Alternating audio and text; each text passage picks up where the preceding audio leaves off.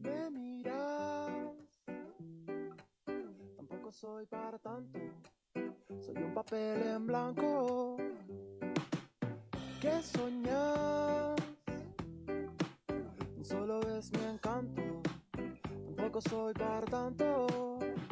No encuentro ganas, no encuentro gente, no me encuentro dentro, miras diferente.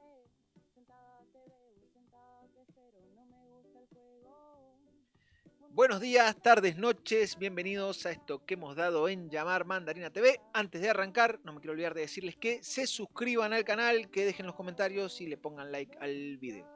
En el día de hoy me acompaña mi amiga Belén Álvarez. ¿Qué haces, Belén? ¿Cómo andas? ¿Cómo andas, Juan? Gracias por la invitación. No, a vos por estar. ¿Qué haces? ¿Todo bien? ¿Todo bien? Bueno, Acá visitándote sí, para hablar sobre sobre el libros generalmente. nacimiento del deseo. Hoy vamos a hablar sobre el nacimiento del deseo con la autora, con la Florencia Abadi, en un ratito más. Y hemos leído este libro. ¿Te gustó? Me gustó muchísimo. Florencia, la verdad que muy provocador. Sí, El libro. sí. ¿Ya sabes por qué decías lo que decías? Más o menos. Más o menos, anda Más por o ahí. menos. Yo creo que tengo una respuesta para todos, que es deseamos lo que deseamos porque vivimos en el mundo que vivimos y no puede salir de ahí. Solo podemos imaginar hasta donde podemos hablar, digamos. Entonces podemos desear por ahí, Bueno, me parece. el lugar del lenguaje es muy importante Sí. en ese espacio del deseo. Pero igual, como sabemos muchísimo menos que la Florencia Abadi, le vamos a preguntar a Florencia Abadi sobre por qué deseamos lo que deseamos en este librito. Vamos a charlar sobre este librito que nos provoca algunas cosas, el nacimiento del deseo.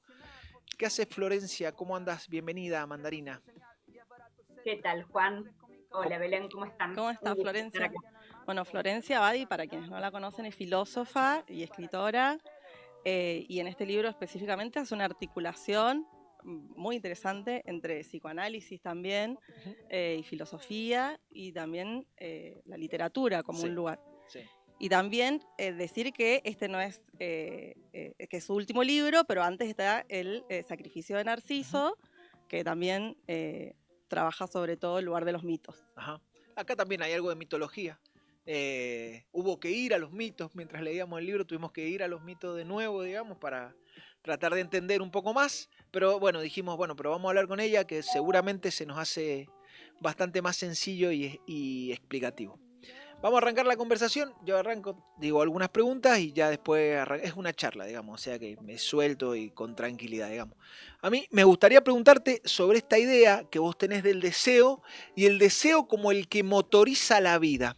¿Cómo funcionaría el deseo como motor de la vida?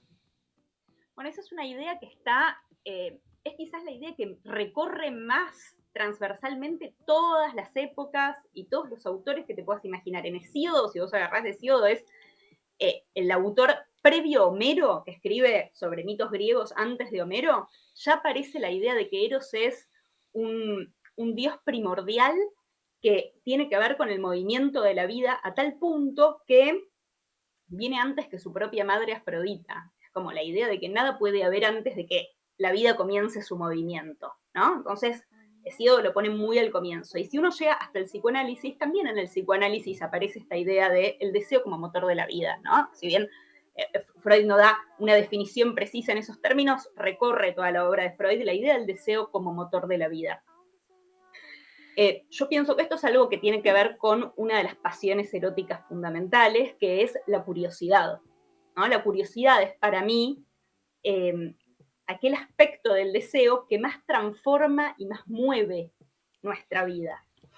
En el sentido de que cuando nosotros curioseamos, cuando desgarramos un velo, cuando espiamos, cuando queremos saber más de lo que algún límite nos impone saber, porque la curiosidad siempre implica una cierta transgresión de algún límite, cuando curioseamos, entonces siempre hay algo que en esa transgresión perdemos y transformamos. Si vos pensás en todos los mitos sobre la curiosidad que existen, me pongo en el cuadrado,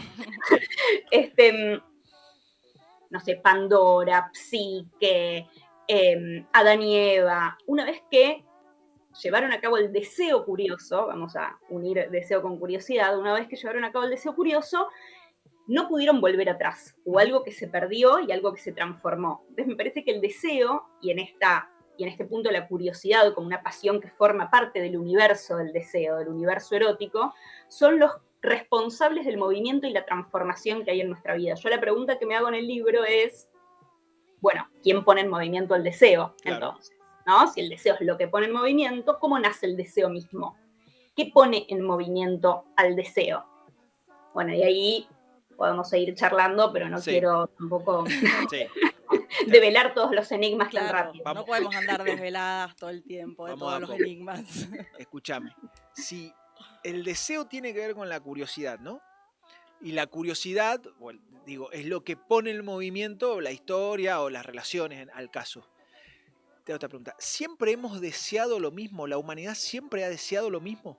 ¿Siempre ha tenido el mismo deseo? Mira, desde ya que no, ¿no? Uno podría decir que como los contenidos de los deseos son muy cambiantes en cierta medida. Otra cosa es el mecanismo del deseo, Ajá. cómo funciona el deseo mismo. Porque una cosa son los objetos del deseo y otra el deseo. O podemos decir el deseo con mayúscula y los deseos, ¿no? En ese punto, claro que hay, digamos, que nuestra vida está totalmente atravesada por la historia y por la muerte y por la transitoriedad y por las épocas que nos determinan en los contenidos de nuestros deseos, y no solamente en los contenidos de nuestros deseos, sino, digamos, a todo nivel, ¿no? Estamos determinados históricamente y estamos determinados económicamente, podemos decir, ¿no? Pero así todo, me parece interesante observar, o a mí me resultó interesante observar, que el autor que al menos a mí mejor me explicó el deseo, mi autor de cabecera, en términos de lo erótico, es Ovidio, que es un autor del siglo I después de Cristo, es un autor romano que escribe los libros apenas empezada nuestra era, ¿no? Entonces, digo, esta idea de que el deseo nosotros lo tenemos tan ligado al capitalismo, a las imágenes del deseo, a la publicidad, a un montón de cosas que son muy contemporáneas o de los últimos siglos, digamos, por lo menos, es interesante observar que uno lee a Ovidio, por ejemplo, alguien podría decir Platón, a mí Ovidio me parece mucho más actual que Platón, digamos, Platón aún 5 siglos antes tiene mucho para decirnos acerca del deseo. Entonces, digo, si bien por supuesto que es algo histórico, también hay ciertos aspectos, y por eso los mitos antiguos funcionan para explicar cosas de la contemporaneidad, que tiene que ver con aspectos constitutivos del ser humano o aspectos que atraviesan diferentes culturas, diversas épocas, o que también de alguna manera obligan a pensar la idea de época de una manera quizás mucho más larga de la que solemos pensarlo, ¿no? Flor, a mí me interesó muchísimo, digamos, cómo me resonó tu lectura en torno al mito, justamente, que ese lenguaje simbólico que vos retomás de alguna manera, y que, bueno, entre tantos lenguajes simbólicos, ¿no? Incluso el sueño en otros espacios, ¿no?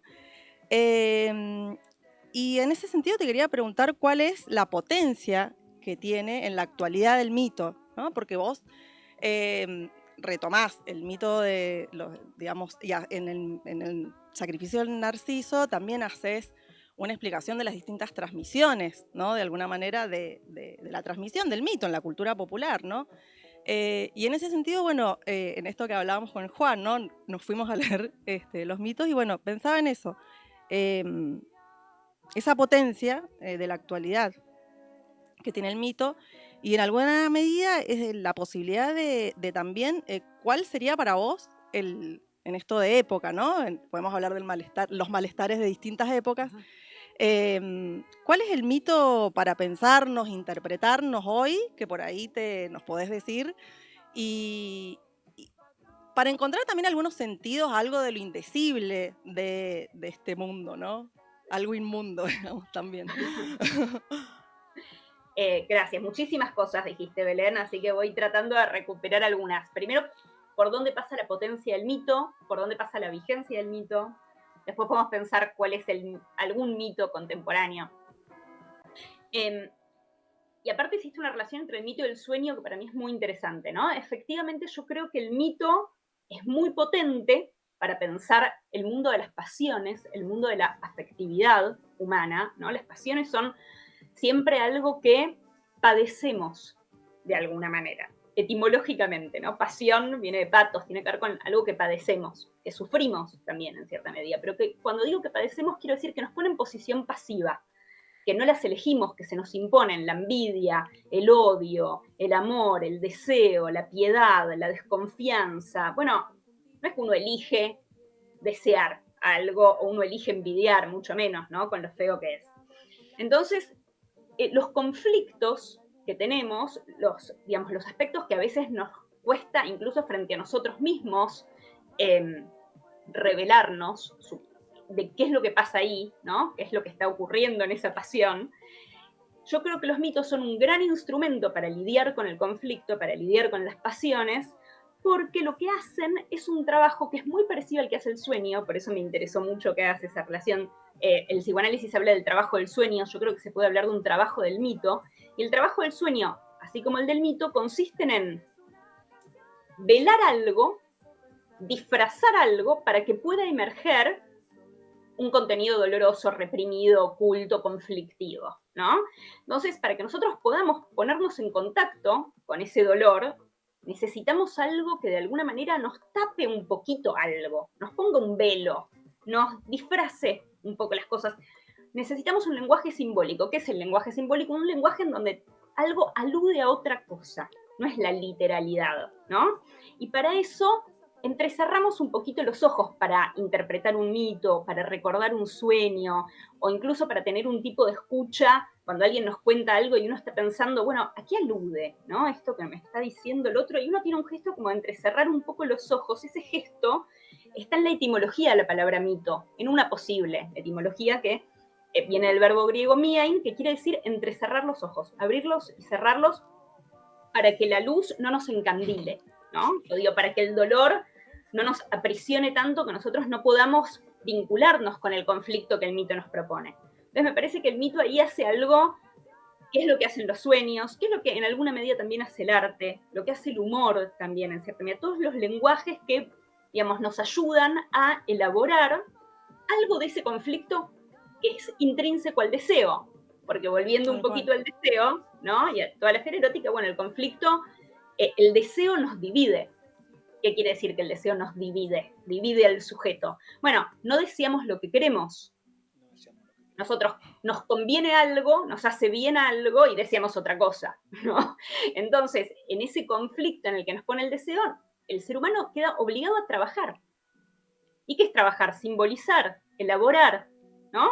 Por eso cuando caemos del paraíso, que es uno de los mitos, si se me permite llamarlo así, podemos discutirlo, que tomo el de Adán y Eva en el Génesis, cuando caemos del paraíso, que es cuando se inicia la historia humana, se inicia el deseo, Adán y Eva descubren la intimidad, descubren la sexualidad, ¿no? Se caen al deseo, they fall in love, ¿no? Se caen al deseo, la caída, bueno, ahí hay que empezar a trabajar con el sudor de la frente. ¿Qué es este sudor de la frente que hay que empezar a trabajar? Bueno, hay que empezar a elaborar. No es que hay que empezar a trabajar en el sentido de que Adán va a ir al puerto a cargar bolsas, ¿no? Sino que hay que empezar a elaborar, a simbolizar. Y eso es lo que hace el mito. Por eso digo el trabajo del mito. Es un verdadero trabajo. Hago esto. Sí. Te corto. Sí. Perdóname. Por favor. Hay como un reverdecer de lo mitológico en la actualidad, digo, ¿no? Hoy, siglo XXI, puesto acá, hay como un reverdecer de lo mitológico, y a mí me queda la sensación de que el mito siempre ha estado en la historia de la humanidad, digamos. De hecho, la razón, si nosotros la analizamos, vos recién decías lo del Génesis, si se me permite tratar el Génesis como un mito, digamos, yo diría, si se me permite tratar la razón como una metafísica, a mí lo que se me ocurre pensar es que la razón también genera sus propias mitologías, y son las mitologías que empiezan, o parece que empiezan a derribarse a finales del siglo XX, digamos, principios del siglo XXI, y hay como un reverdecer del mito que tiene que ver con esto de tratar de buscar el mito en el pasado y ya no en la razón. Digo, ¿por qué crees que hay un deseo, lo voy a poner así, de buscar el mito en el pasado y existe este reverdecer de lo mitológico hoy? Por ejemplo, hay una gran reconversión al catolicismo que se ve mucho en el discurso político, en el discurso social hoy, o al discurso religioso, no sé si es el catolicismo en particular, es al discurso religioso en general. Sí. Podría englobar un montón más, digamos. Voy a hablar de la religión porque vos dijiste lo del Génesis, pues si no podría decir otra cosa. Sí. No, yo decía lo del Génesis, si se me permite tratarlo como un Sí. mito, perdón, que tengo acá las luces medio raras. Sí. Porque, bueno, no importa. No, decía si se me permite tratarlo como un mito, porque en general algo que para mí define el mito es que el mito tiene muchas versiones. No importa cuál es el original en un mito. Y en el caso de las escrituras, bueno, hay un original muy claro, aunque haya muchísimas versiones de Adán y Eva, aunque haya películas, novelas, Milton, de todo sobre Adán y Eva, hay un original, ¿no? Eso es como que lo vuelve un poco particular a las escrituras a la hora de pensarlas como mito. Así todo para mí son mitos, por eso me permito llamarlas así. ¿Por qué ahora hay una vuelta al mito? Yo creo que, no tengo una respuesta, digamos, pero creo que el mito de la ciencia, si me permitís llamarlo así. Sí, está perfecto. Yo lo llamaría así también, ni hablar. Está como, en alguna medida, no dando respuestas, ¿no? Incluso diría desde la medicina, ¿no? Desde la verdadera búsqueda de la palabra salvación tiene que ver con la idea de la salud, sí, de la sanación, ¿no? Me hablabas del catolicismo, Jesús era sobre todo un sanador, ¿no? Entonces digo, cuando tenemos problemas, e incluso digo problemas de salud, cuando la salud ya, la ciencia no parece dar las respuestas que buscamos, bueno, uno va a buscar alternativas, a buscar por otro lado, ¿no? Y también me parece que, bueno, efectivamente, más allá de todo lo que se ha dicho en la modernidad, de que hemos perdido la espiritualidad, de que hemos olvidado el ser, ¿no? La filosofía ha dicho tantas cosas en relación al fin de la espiritualidad, pareciera que eso no es tan cierto y que el ser humano nunca ha dejado de ser da de baja su espiritualidad y su religión. Puede haber etapas más seculares, puede haber etapas más laicas, más ilustradas, pero la espiritualidad y la religión tienen que ver con necesidades muy profundas del ser humano. Y creo que se vuelve a eso porque quizás por un ratito y falsamente nos habíamos ido, digamos, ¿no? No sé. Sí. Yo no tengo tan claro de que nos hayamos ido, me parece que lo que hay es un reemplazo en el régimen de verdad, si se quiere. Digamos que es esto, la ciencia ocupó ese lugar durante algunos años, digamos, y hoy, roto ese paradigma, de hecho, nosotros los que nos paramos ahí, digamos, los que nos paramos un poco más en el siglo XX, sentimos que todo se mueve rápidamente, que no sabemos bien para dónde va, esto de cualquiera dice la verdad, para nosotros la autoridad era muy importante en función de la construcción de la verdad y hoy la autoridad está como rota, o para nosotros rota, voy a decir así, no sé si para los más jóvenes es rota, sino que tienen otro tipo de relación con la verdad que nosotros todavía no sé si vamos a lograr interpretar en algún momento, digamos. Bueno, está bueno que haces, digamos, durar la autoridad hasta el tiempo contemporáneo. Muchos dirían que en la Ilustración ya la autoridad... Puede ser.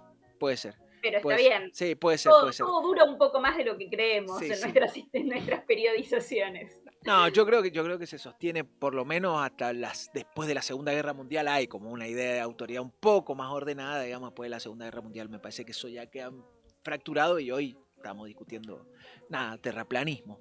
Bueno, vos un poco haces también, digamos, dentro de la lógica de lo erótico, siempre lo nombrás así también, digamos, algunas cuestiones respecto también a la crueldad, ¿no? A ciertos rasgos, ciertos mecanismos en el sujeto vinculados a ese lugar de la crueldad. Entonces, digo, ¿cómo analizás eso en torno a cómo enlazan esos rasgos o esos sujetos? Digamos, todos somos un poco crueles, ¿no? Y en eso retomás mucho la propuesta de Melanie Klein. En estas sociedades donde hay este discurso, ¿no?, hegemónico, o discursos del amo, podemos decir, o el discurso del capitalismo, donde hay también una proliferación de la imagen, y en eso me gustó mucho el libro del sacrificio del Narciso también, digamos, ¿cuál es el planteo que podemos hacer en ese lugar de cuando se enlazan esos rasgos crueles en esos discursos, ¿no? ¿Hay algo antes que se enlaza a ese discurso? Sí, lo que decís. Digo, lo pienso en la envidia también, ¿no? Sí. Sí, la crueldad para mí es un elemento fundamental del ser humano. Ahora estamos muy acostumbrados a pensar es una palabra que tiene connotaciones, digamos, tan negativas que siempre se la atribuimos a algún otro, ¿no? Nunca nos queremos hacer cargo de nuestra crueldad, porque la crueldad tiene algo de el goce en el dolor, ¿no? Para mí, literalmente tiene que ver con recrearse en la sangre. La palabra crueldad viene etimológicamente, está vinculado a lo cruento, a lo sangriento, ¿no? Entonces, antes decíamos, la curiosidad desgarra velos. Bueno, la curiosidad es cruel en esa medida. La curiosidad, el primer velo que tenemos como humanos es la piel. La piel tapa lo que no soportamos ver, que es todo lo que hay adentro del cuerpo humano, ¿no? La sangre, los órganos. Cuando se desgarra el velo, cuando se corta la piel, bueno, los más crueles se relamen, los más piadosos se desmayan, ¿no? No toleran ver eso. Es muy interesante cómo cada cual se vincula con la sangre, ¿no? La crueldad tiene que ver con ese goce de la sangre al que todos estamos más o menos vinculados, porque la sangre es la vida. Entonces, a todos nos venden, hoy en día nos venden todo con sangre, ¿no? Esto es muy, muy patente, que todas las series que vemos a la noche están llenas de sangre, que, no sé, que si se pone en la tapa de un libro sangre, ese libro se vende más. Y haciéndonos cargo entonces de que todos nos recreamos un poco en la sangre, todos nos gozamos algo en la sangre, y que tiene que ver con ese desgarramiento de velos, que es curioso, que es erótico. Sí, vos decís que la crueldad es parte constitutiva de lo humano, ¿no? Sí. Y está bueno, digamos, porque hoy pensamos que se ha puesto de moda la crueldad. Y no, la verdad que es constitutivo de lo humano y tiene que ver con esto de cruzar el velo, digamos, de romperlo, de zanjar el velo, ¿no? De poder ver el órgano. Pero, sin embargo, vos decís algo que a mí me parece interesante, que es que más allá de la crueldad, hay un problema que es la idea de venganza. Porque la crueldad, si es constitutiva del humano, la venganza también sería constitutiva de lo humano. ¿Y cómo funciona la idea de venganza con la idea de saldar las deudas, digamos? La verdad que no sé, Juan, lo que me estás preguntando. Sí. No sé si tengo una respuesta para esto. Es cierto que yo pienso la venganza, o sea, tengo dos textos ahí en donde aparece la cuestión de la venganza. Nunca la pensé tanto en relación a la crueldad. Para mí la venganza tiene que ver sobre todo con el poder darse el gusto de hacer un daño a alguien que nos lo hizo, ¿no? Digamos, muy, muy elementalmente. ¿Y no está puesta la crueldad ahí? Y ahí vos planteás el lugar de las delicias de la crueldad, ¿no? En esa lógica del erotismo, de alguna manera, porque... y el límite, ¿no? ¿Cuál es el límite de esas lógicas de la crueldad? O digamos, el límite de la crueldad, de alguna manera. ¿Y en qué se diferencia el despecho? Porque vos hablás, Florencia, también del despecho, digamos, cómo se diferencia de la envidia en esto, ¿no? Porque la envidia es... digamos, lo que te lleva a suponer que el otro tiene lo que vos no tenés, ¿no? Y suponerle al otro una felicidad, una gratitud, una completud, ¿no? Y que justamente lo que me mueve es ir a buscar, supuestamente, eso que me va a hacer feliz. Pero también lo relacionás de alguna manera con que no solamente envidio lo que el otro tiene y yo no tengo, sino que tampoco quiero que el otro tenga lo que está teniendo, digamos. En ese lugar del despecho está vinculado, me parece, Juan, a la venganza, porque hay hoy mucho de eso. Sí, claro, si en yo que, estoy bueno, pensando en la actualidad, quiero, digamos. Claro, no quiero que tenga lo que tiene, porque yo no lo tengo, y por lo tanto, no, vela totalmente, la envidia está, y el sostenerse en ese lugar de la envidia no genera de alguna manera una quietud permanente. Y el deseo no existe ahí. Por eso, un montón de cosas. Un montón de cosas. A mí lo que me interesó, efectivamente, en el sacrificio de Narciso hay un texto que se llama Envidia y Venganza. Y en el Nacimiento del Deseo hay uno que se llama Despecho y Venganza, ¿no? O sea, son dos textos que contraponen estas dos pasiones, que son la envidia y el despecho, con la venganza. ¿Por qué las contrapongo? Porque aunque hay un I, es más bien un O, digamos, ¿no? Porque para mí la envidia y el despecho son pasiones de la impotencia. Más allá de que el envidioso anhela hacer un daño, robarle a la persona a la que envidia el objeto, que el otro no lo tenga. Ahora, después podemos igual profundizar, a ver si realmente el envidioso quiere que el otro no lo tenga o en realidad casi que quiere que lo tenga porque solamente lo tiene en la mente del envidioso. Pero bueno, ahora podemos profundizar en la envidia, digamos, ¿no? Se vive como que uno no quiere que el otro tenga lo que tiene, ¿no? Pero en cualquier caso uno no le puede sacar al otro lo que tiene. ¿No? Sí. Cuando uno envidia hay un lugar de impotencia. Y aunque uno se ponga pulseritas rojas para que el envidioso no le haga daño, el envidioso no es tanto lo que puede hacer, sin desmerecer ni descreer de las energías, de las miradas y del poder de la mirada, ¿no? Vengo de una familia sefaradí, en donde todo era ojitos por todas partes, ponete un monio rojo gigante, la pulsera roja, monio y no te miran a vos, ¿no? Mi abuela, o sea, he recibido mucho... El mal de ojo, el mal de ojo. Tal cual. Exactamente, que es el mal de la mirada. El lugar de la mirada. Te mira fuerte, ¿no? Entonces digo, más allá de todo eso, la envidia para mí se caracteriza por la impotencia. Lo mismo el despecho. ¿Qué es el despecho? Es que alguien nos ha hecho sufrir en el ámbito erótico y nosotros quisiéramos hacerle sufrir lo mismo que nos hizo sufrir, pero hemos perdido la potestad de hacer sufrir. Ya no podemos hacer sufrir al otro. Entonces estamos despechados. El despecho es esa sensación de no me puedo vengar. Volviendo al tema de la venganza que traía Juan, y ahora podemos pensar cuál es la relación con la crueldad, que yo no las pensé en general tan en relación. Yo no me puedo vengar si el otro, no sé, me ve con otra persona, al otro no le importa. O sea, todas las fantasías de venganza que yo puedo tener, lo cierto es que yo ya no lo puedo afectar al otro, no lo puedo hacer sufrir. Y eso es el despecho. Son dos pasiones de la impotencia, la envidia y el despecho. En contraste, la venganza es el placer de los dioses, ¿no? Sí. La venganza se da el gusto, ¿no? Alguna vez titularon una nota que me hicieron que yo hablaba de Blancanieves, en el mito de Blancanieves, que también podemos llamarlo un mito, porque como bien decía Belén, los mitos son cultura popular y vale llamar a Blancanieves también mito. Si no la hemos leído a Blancanieves.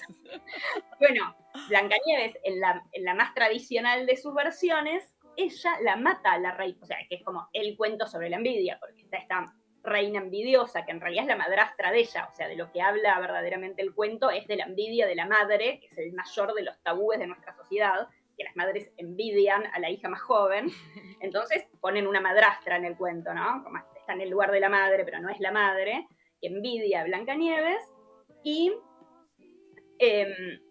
al final, todo el tiempo trata de matarla, 4 veces trata de envenenarla, el veneno que es lo más propio de la envidia, ¿no? Porque es lo que carcome por dentro, lo oculto, el tabú de la envidia, todo eso que no podemos expresar, no se puede exteriorizar, a diferencia de la venganza. Entonces trata de matarla y no puede, porque claro, la envidia no mata. La envidia es impotencia, no puede envenenarla. Vienen los enanitos y la reaniman. Y al final del cuento, lo que ocurre es que ella se casa con el príncipe, la invitan a la reina a la boda y le ponen unos zapatos de hierro caliente con los que la reina baila hasta caer muerta. Sí. Es decir, Blancanieves la mata a la reina.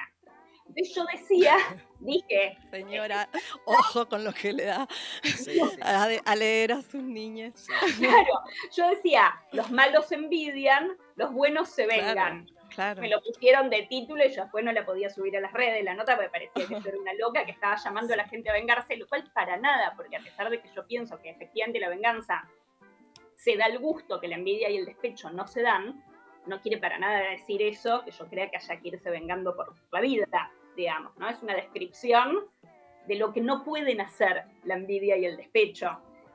Soy muy tradicional en esto de pensar que van a pasar solas las personas, o volviendo a las escrituras, cuando Dios dice, mía es la venganza, yo pagaré, ¿no? Como que uno se tiene que desentender de la venganza porque todo llega. Bueno, y en esto de la envidia, esto de la envidia se está hablando mucho de la envidia hoy. Bueno, viste Envidiosa, ¿no? No la he visto. ¿No la viste Envidiosa, Juan? No, pero me interesa esto de la envidia como impotencia y la venganza en el fondo como una potencia. En el fondo es como una potencia, está bien, digamos.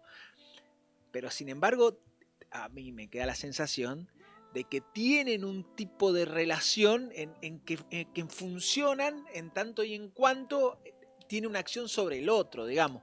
Digo, Totalmente.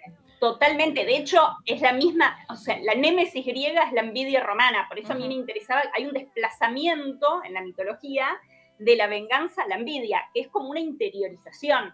Desde ya que en la envidia hay un anhelo vengativo, ¿no? Hay un odio, o sea, se parecen en muchas cosas. En lo que no se parecen es en la posibilidad de llevar a cabo. Claro, una se puede y la otra es impotencia pura. Exacto. Porque lo que muestra es el no poder, digamos. Exactamente. Voy a tratar y la de... envidia, Sí, dale. No, la envidia, algo interesante porque hablábamos de esto de qué es lo que pasa, ¿no? Uno quiere robarle el objeto al otro, uno quiere que el otro no lo tenga, pero también es cierto que la envidia es una gran ilusión de que el otro es feliz. Claro, obviamente. Lo que fantasea el envidioso o la envidiosa es que la otra persona tiene todo.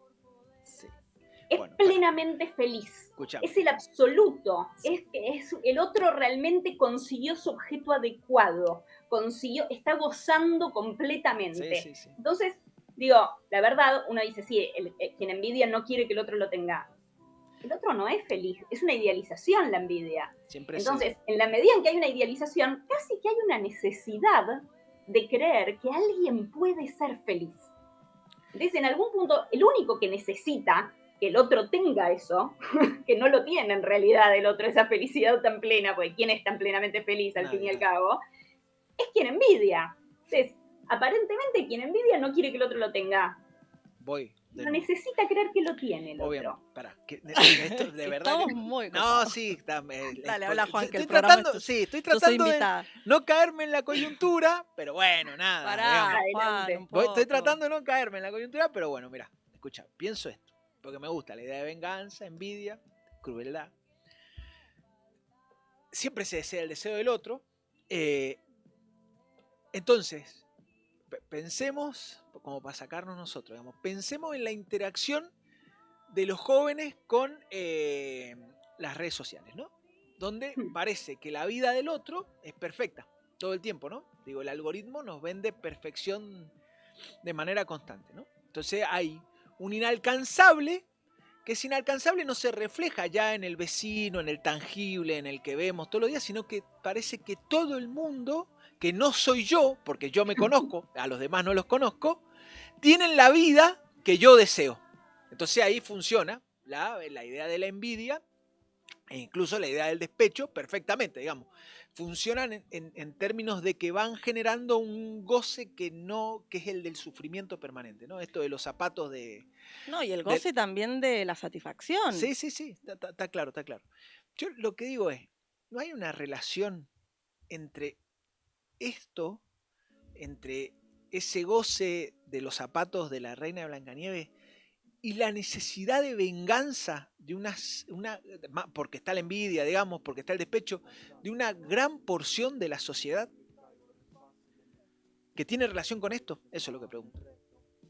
Te voy a responder como le responde Jesús cuando le preguntan, ¿tú eres el rey de los judíos? Sí. Tú lo has dicho. Sí, claro. Tú lo has dicho. Bueno, ahí es que vos un poco también lo trabajás mucho en los mitos, y en los mitos se trabaja, digamos, siempre se trata de la mirada de alguna manera, y la envidia tiene que ver con eso, lo dijiste recién, y pensaba en el lugar que digamos, que el ver, el ser vistos, el hacerse ver, ¿no? El, no sé, el mirarse en el espejo, esto, y también, qué sé yo, no sé, el amor a primera vista, ¿no? Sí. O sea, un montón de cuestiones que tienen que ver con esa proliferación también de la imagen hoy, y que de alguna manera en tus dos libros vos también trabajás ese trayecto de alguna manera del narciso a Ecos, ¿no? Y el lugar de Psique también, ¿no? Que atraviesa de alguna manera o transita esa imposibilidad a ser buscada, a ser vista, ¿no? A quedarse en ese lugar de la belleza. Y también, bueno, Venus ahí, ¿no? Pero digo, ¿cómo se da ese paso también de ese lugar y de que Narciso no se quiere a sí mismo, sino que se quiere a una idea de lo que es él? Entonces, bueno, esto, ¿no? Este lugar de quedarse en la imagen y no transitar, no hacer ese trayecto al lugar de esto, de que Ecos nos viene a... perdón, Eco también, es tremenda la historia. Eros nos viene a decir esto, ¿no? Que somos de otro en esa secuencia, ¿no? Entonces, bueno, está bueno este lugar del ver, de la mirada, ¿no? Que aparecen los mitos. Y todo, digamos, y también esa transmisión de las mujeres, ¿no? En la cultura griega y también, obviamente, en el relato bíblico, de ojo, Sí. ojo que no vas a mirar acá, digo, la mujer de barba azul, Orfeo mismo. Claro, Bueno, aparte Eco, bueno, Eros con sí, que por favor, dormía en oscura. No, no seas curiosa. tal cual. Sí, sí, se atribuye a la mujer generalmente la curiosidad. Es algo muy interesante. Y sí, bueno, las dos cosas que decían los dos, ¿no? Por un lado el teléfono, la época contemporánea, la imagen, el reino de la envidia en el que estamos, el reino de lo visual, como decía también Belén, la envidia, la invidia, ¿no? Que tiene etimológicamente nuevamente está la cuestión de ver el mal de ojo, ¿no? Toda esta cuestión en la Divina Comedia los envidiosos también se los deja ciegos, si no me equivoco. ¿No? Siempre hay una cuestión con los ojos, ¿no? Con la mirada y con una mirada, la diosa envidia tiene la mirada visca en el texto de Mira. Ovidio, ¿no? Hay una mirada que mira mal, que idealiza y que además falsea la realidad, ¿no? Es visca, la mirada de la envidia es una mirada que no ve bien, ¿no? Ujú. Pero, por otro lado, también está este telefonito, ¿no? Con el que nos movemos, en donde hay un tipo de imagen que es la imagen fotográfica, que aparte es una imagen especialmente cruel, si se quiere, que desgarra velos, que desgarra el velo de la intimidad. Hay algo con la intimidad que estamos en nuestra época perdiendo. Y es toda esa mezcla de cuáles son las delicias de la crueldad, volviendo a esto que traía Belén, ¿no? Del libro de las delicias de la crueldad. Bueno, espiar, exhibir,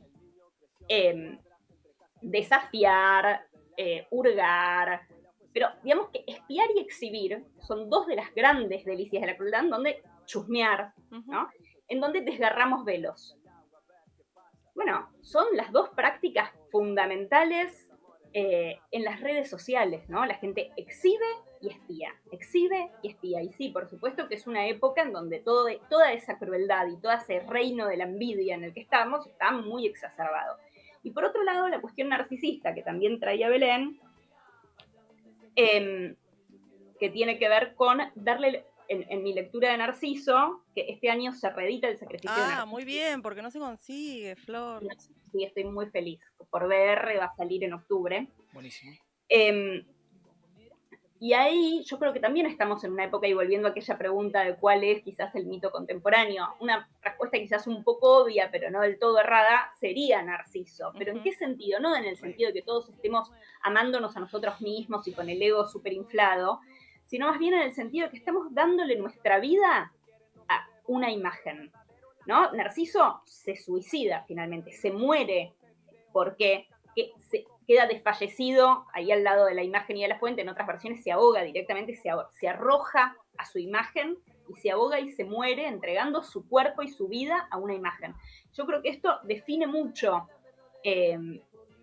nuestra vida contemporánea, ¿no? Cómo hay tanta vida puesta al servicio de la foto, puesta al servicio de la imagen, puesta al servicio de un ideal con el que hay que cumplir porque el miedo a fracasar es muy grande y toda la lógica del fracaso es una lógica narcisista, porque el deseo no fracasa nunca. Claro. El deseo, si no encuentra el objeto, rumbea y va para otro lado. Y este no me da bola, me busco otro. Si esta carrera no está en mi ciudad, elijo otra. Si no puedo esto, voy para otro lado. El deseo no sabe fracasar, es indestructible, decía Lacan. Les digo, el que fracasa es el mecanismo narcisista que tenemos en nuestra mente, en nuestra psiquis, que está en función del ideal, está en función de la imagen ideal y entrega todo para cumplir con esa imagen y se viste solo para esa foto y la experiencia parece que ya está devaluada en relación a lo que queda en la imagen de la experiencia, ¿no? Sí, el lugar del encuentro, el lugar del vínculo, el lugar de lo común, ¿no? De encontrarse con otro que es distinto y que tiene sus mambos. O sea, me macheo, me gusteo, me likeo. interesa, la idea de la experiencia me interesa, porque la experiencia deja de construir lazo, digamos. La experiencia es un punto, es ese momento y puede estar graficado perfectamente en una foto, digamos. No hace falta nada más que la foto. La foto muestra la experiencia entera. Entonces, vuelvo a la idea esta de que me parece tan interesante, esta de Narciso. Entonces, si solo queremos cumplir con ese ideal y vemos que cada vez más estamos en una sociedad que pretende cumplir con ese ideal, digamos, ¿no? Esto que vos dijiste recién, tú lo has dicho, digamos, ¿no? Esta sociedad que solo pretende cumplir con el ideal, que cada uno sabe que no llega a ese ideal, digamos, pero lo sabe cada uno cuando ve en el otro, ve que el ideal está cumplido y funciona y demás, digamos, ¿no? Y genera un tipo de sociedad que a mí me queda la sensación es un poco más cruel, en tanto y en cuanto se hace cualquier cosa para poder llegar a ese ideal, ¿no? Digo, ¿cómo funciona ese desplazamiento del deseo? ¿Cómo podemos desplazar el deseo de esos ideales en una sociedad donde lo que se expresa está expresado acá? Digamos, parece que no podemos pensar por afuera de lo que se piensa acá adentro. Entonces me resuena, obviamente, digo, no podemos pensar por afuera del capitalismo. ¿Cómo podemos pensar hoy por afuera del capitalismo, por afuera del ideal que nos ofrece el narcisismo de la imagen? Es una gran pregunta. Yo creo que, la verdad es que creo que para quien tiene una estructura narcisista muy fuerte, Sí. está grabado a fuego Sí. eso. Está complicado, señora. Está grabado a fuego, digamos, te tenés que poner el recordatorio en la ladera todos los días, hay que tatuarse el recordatorio, pero es un recordatorio de qué, para mí, es un recordatorio de, contrariamente a lo que se suele decir del narcisismo, como si fuera una forma de egoísmo, es un recordatorio de priorizarse a uno mismo, porque ¿qué es lo que hacemos totalmente. en esa lógica? Buenísimo. Pero Es no una en el lógica lugar muy del de- individualismo, ¿eh? No en esa No. lógica del individualismo, No, por eso, no por individualista, digamos, ahí hay que distinguir, Claro. ¿no? Si el individuo es una ficción, no, es algo que Tal no cual. existe. Obviamente. Tal cual. El individuo, no, ¿qué individuo? ¿Dónde vieron uno? No, como, No, bueno, pero digo, también en el sentido común, ¿no? Esto de, ¿no? Claro, de hay que priorizarse priorizarse a uno mismo y uno. parece que es individualista, ¿no? Hacete no, cargo no, de tu claro, deseo claro, como si claro. fuera tan Sí, fácil, ¿no? claro. no, por eso, no desde ese lugar, Ujú. sino desde un lugar de entender que cuando le damos la vida al ideal, en realidad nos estamos postergando a nosotros mismos, creyendo que vamos a ser amados a través de ese ideal, digamos. Una de las cosas que quizás nos pueden ayudar a salir del mecanismo narcisista es darnos cuenta de que no somos amados a través de un ideal. ¿En qué medida? En la medida en que a veces damos todo por cumplir con el ideal y no nos aman. No porque nos amen tal como somos, sino porque en realidad no se nos ama a través del ideal. Ahí hay un errorcito, digamos, del mecanismo narcisista Bueno, que cree. eso, ¿cuál es digamos, vos lo planteás un poco también en los mitos de la herida narcisista. Sí, claro. ¿Cuál es ese lugar en los mitos y por ahí cómo se puede ver? Tal cual, bueno, la herida narcisista tiene que ver con que, digamos, con lo que implica el rechazo para el ser humano, ¿no? Cuando yo digo narcisista me refiero a todos nosotros, ¿no? Todos tenemos alguna Tal cual. dimensión que es narcisista en donde queremos cumplir con ciertos ideales, queremos ser amados por el otro. Ese es el lugar del narcisismo, es la necesidad de ser amado por el otro, por eso Eros es la necesidad de desear uno.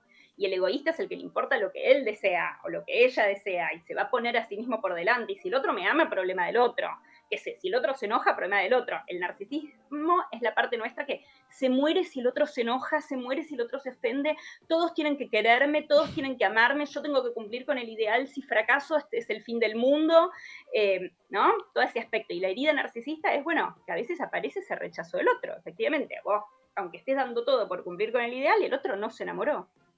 Simplemente no me quiere, ¿no? Se llama la película, no es una comedia. No me quiere. Simplemente no te quiere. Bueno, a veces simplemente no te quiere. Y entonces aparece la herida narcisista porque para el narcisista, y es como, es verdad, no valgo nada, que es la verdadera autoestima bajísima que tiene el mecanismo narcisista, todos nosotros en ese mecanismo narcisista, que es que estamos tratando de tapar esa autoestima tan baja que tenemos con un ideal que va a protegernos, todavía no se dieron cuenta, siguen creyendo que, ¿no? Mientras me sigas sacando 10, en el examen, mientras siga, digo 10 porque es como el ideal, ¿no? Mientras yo siga cumpliendo con el ideal, mientras sea médico como quieren mis padres, mientras haga esto, no se van a dar cuenta en realidad de que no soy nada, de que no valgo nada. Claro, ¿no? ¿no? Y es tremendo porque es no aceptar ese lugar de la falta, que justamente es donde empezamos la charla. Digamos que somos sujetos barrados, ¿no? Atravesados por otra cosa, por el deseo. Y bueno, al no haber eso, bueno, también hay muchas cuestiones de salud mental en los jóvenes, Sí, lo vemos un totalmente, montón, claro, más de vale. no Al aceptar final termina ahí, digamos. estas cuestiones como fracasitos de la vida, Sí. Frustraciones. frustraciones. Y es ese trabajo que vos decís para el deseo, ¿no? Si no, sería fácil. Y además, como decís vos, si el deseo se enterara que lo queremos satisfacer, se va para otro lado Sí, inmediatamente. obviamente. No, pero hay algo ahí del... Nada, hay una sociedad que no tolera el fracaso, Tal eso cual. está clarísimo, digamos. Digo, vuelvo a lo... Digo, nada, esto es la coyuntura, digamos. Si pudiéramos estudiar eso, deberíamos estudiar por qué vivimos en una sociedad de tantos cínicos, digamos, ¿no? Le hicimos una entrevista a la Paula Civiglia hace bastantes semanas, ya hace como un mes, digamos, donde planteaba esta sociedad de cínicos, porque todos creemos que merecemos todo, y como todo es imposible, es inaccesible desde el principio de los tiempos, el todo es inaccesible, digo, nada, construimos sociedades de cinismo puro, ¿no? Porque no podemos con nosotros en realidad. ¿Qué relación, te hago esta pregunta, digamos, como para volver un poco al libro, qué relación tiene el deseo y la falta? ¿Siempre se desea lo que falta?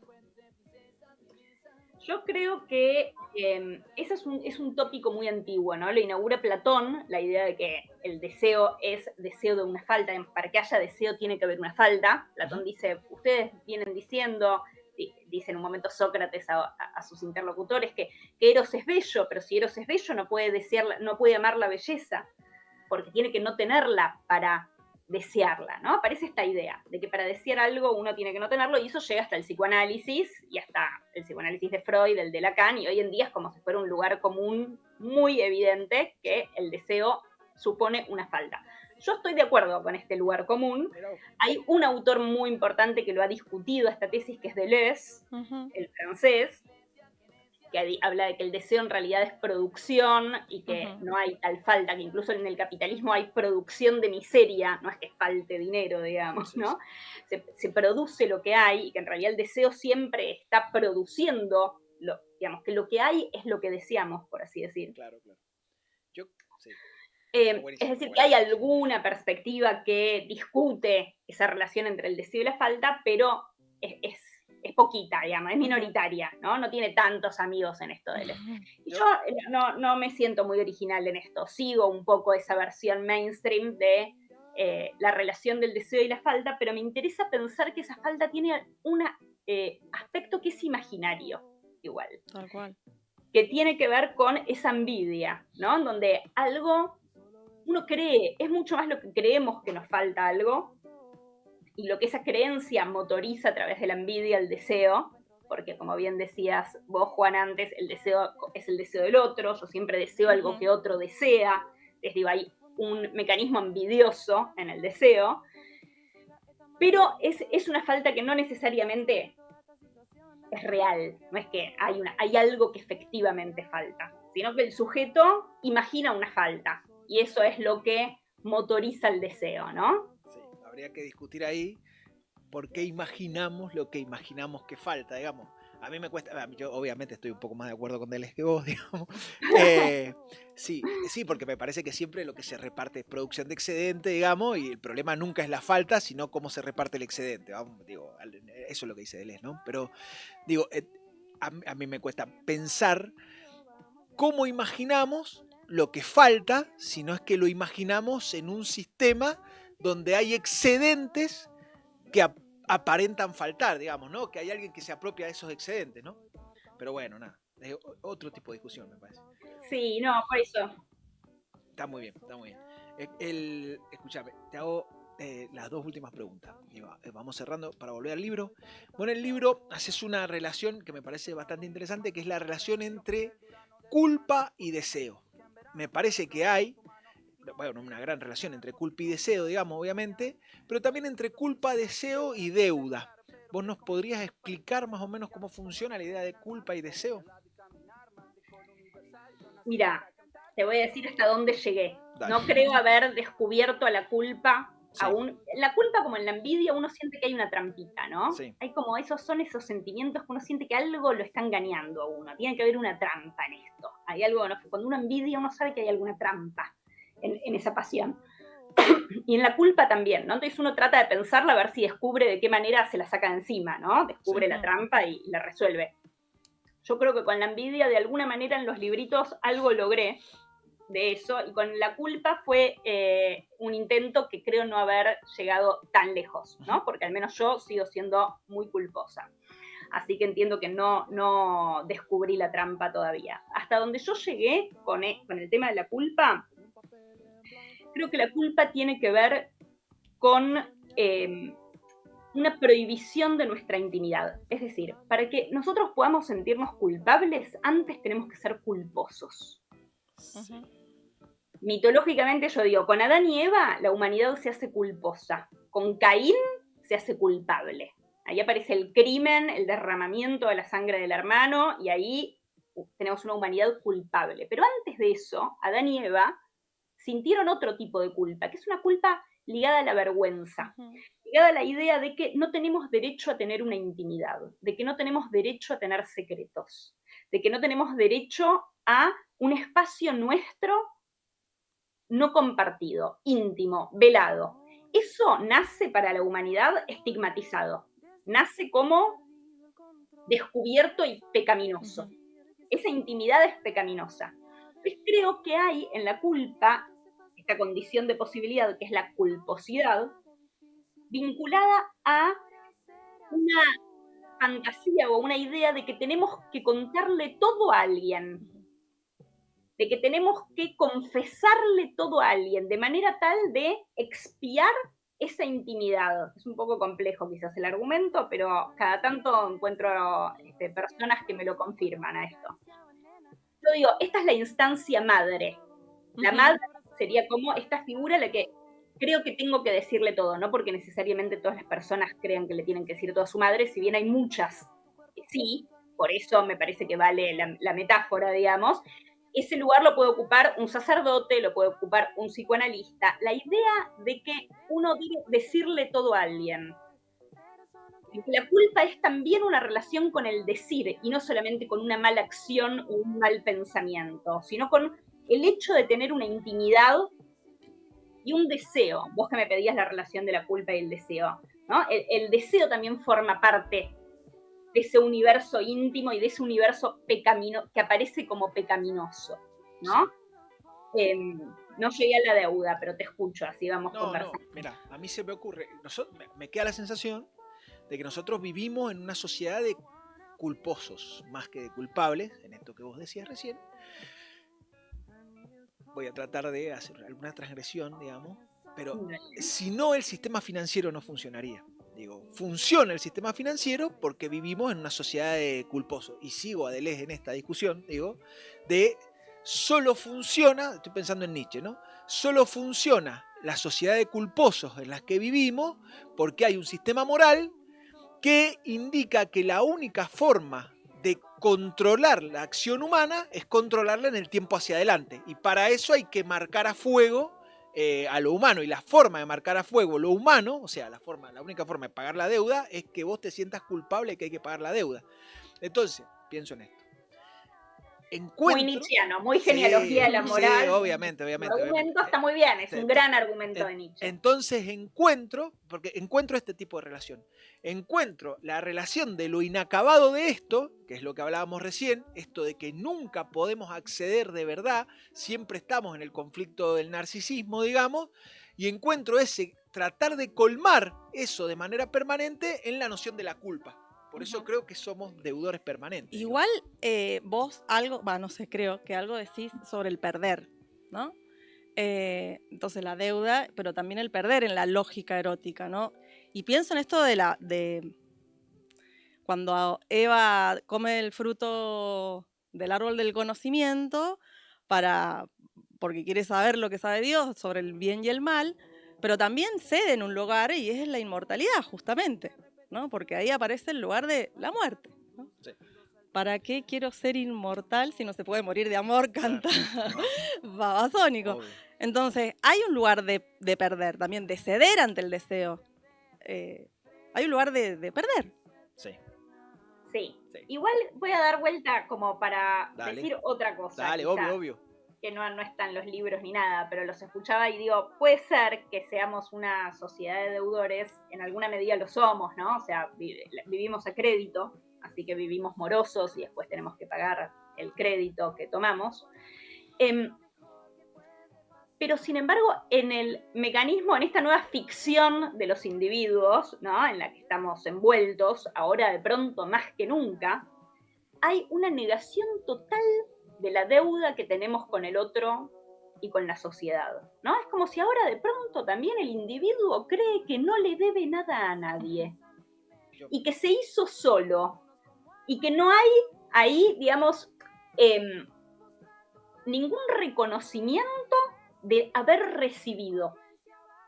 Sí. Y que en ese haber recibido uno queda en deuda, y que hay una parte de la deuda que es constitutiva del lazo social también, no en un sentido negativo como, si querés, pensado a lo nietzscheano, ¿no? Donde, bueno, nos meten la culpa y nos meten la memoria para hacernos calculables y sino que la deuda tiene que ver también con, bueno, eso, con lo que nos enlaza al otro, con la filiación, con lo que le debemos a quien nos ha dado algo que hemos recibido y que valoramos, ¿no? Y la idea de vivir en una sociedad, hoy en día, las personas no saben por qué pagan impuestos.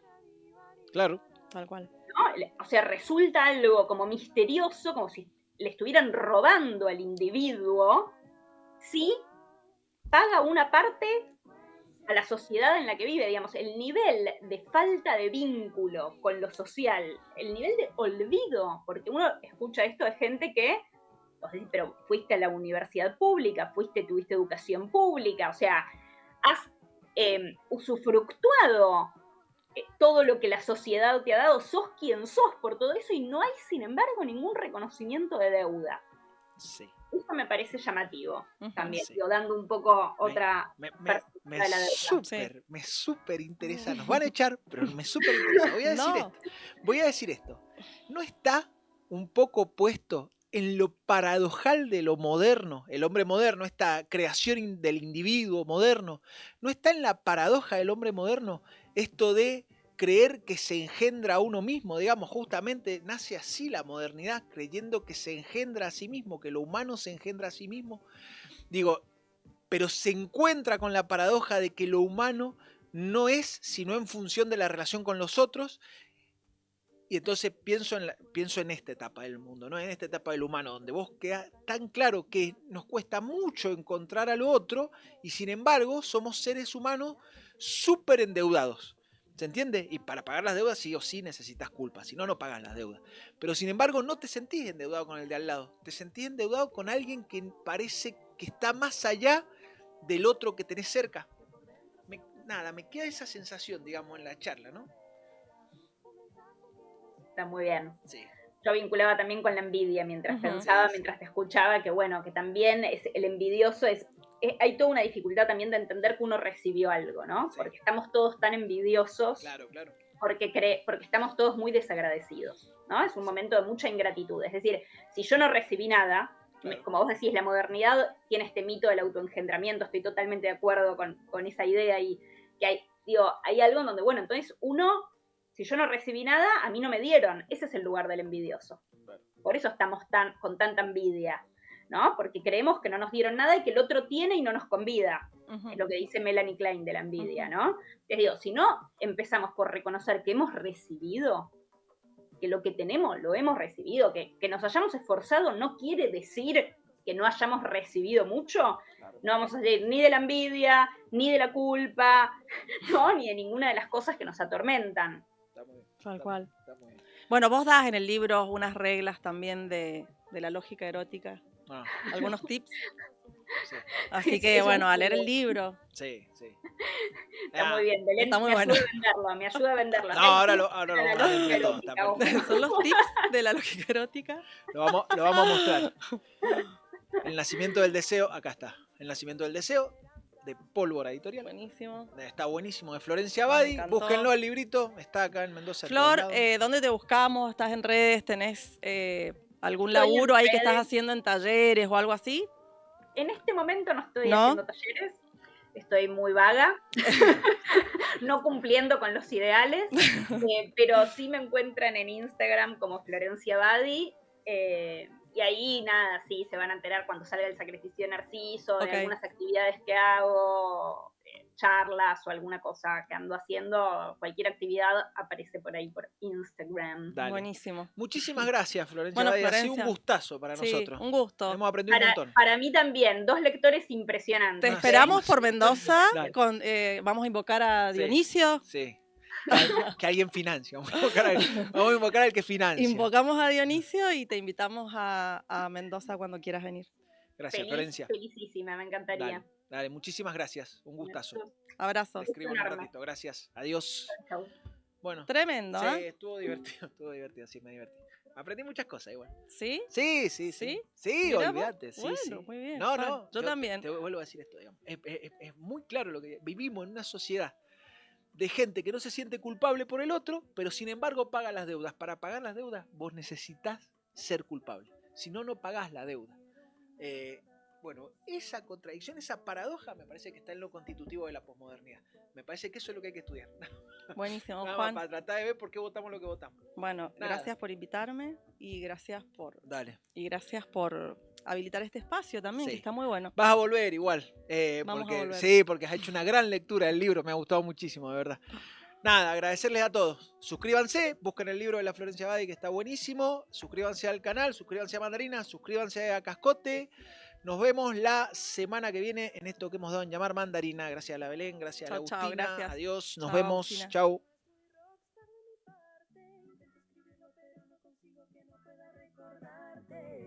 Qué aburrido es el amor moderno, que no puedo decirte lo que realmente siento. Estabilidad es lo que vengo a buscar, aunque pelota me gusta cantar. Yo voy a sentarme frente a tu puerta, a llorar, a patear, a gritar. Y si esta noche no sale un tema, la que me gusta en el fondo suena.